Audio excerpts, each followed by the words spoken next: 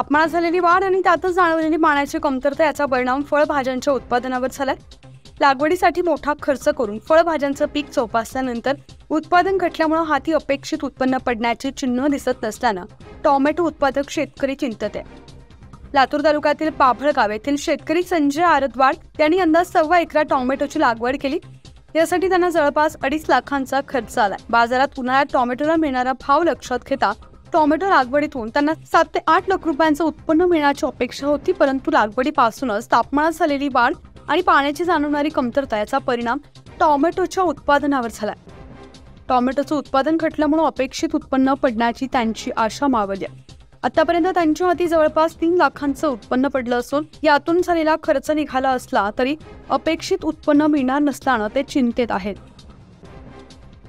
आता मी संजय निवर्ती आरदवाड बाबळगावचा शेतकरी। मी लागवड केली टमाट्याची, काहीतरी उत्पन्न होईल म्हणून ह्या शेतीसाठी काहीतरी मी पहिली लागवड केली। याच्यासाठी मला 2-2.5 लाख रुपये खर्च लागला। टमाट्याचं सीझन कमीत कमी भाव चांगला येईल म्हणून का त्या भावासाठी मी काहीतरी 8-9 लाख रुपये ते अपेक्षा केली, पण मला खर्च झाला 2-2.5 लाख रुपये। त्याच्यामुळे काहीच भेटलं नाही मला। आणि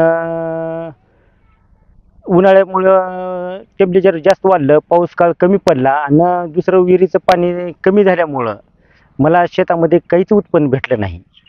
माझा जे खर्च निघाला फक्त 2 निघाला, म्हणजे मला 50-60 हजार रुपये मी घाट्यामध्ये गेलो। अपेक्षित किती होतं? मार्केट सध्या काय म्हणतंय? मार्केट सध्या सर आता सध्या मार्केट 700-800 रुपये कॅरेट चालले, पण मला उत्पन्न काहीच भेटलं नाही त्याच्यामध्ये। आता माझाच घाटा झाला। आता सध्या टमाट्याचा फळ तुम्ही सर बघितलं, म्हणजे आता सध्या काहीच नाही फळामध्ये, अपेक्षा काहीच नाही। आता 50-60 हजार रुपये माझा घाटा झाला त्याच्यामध्ये लागवड करून सुद्धा। मोका अपेक्षा करपून गेला। हां, सगळं पुरं फळ करपून गेलाय।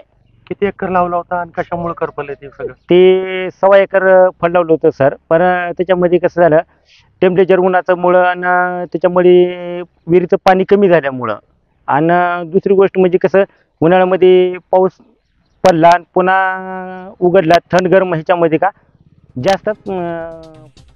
न्यूज 15 मराठीसाठी सुधाकर सूर्यवंशी, निलंगा, लातूर।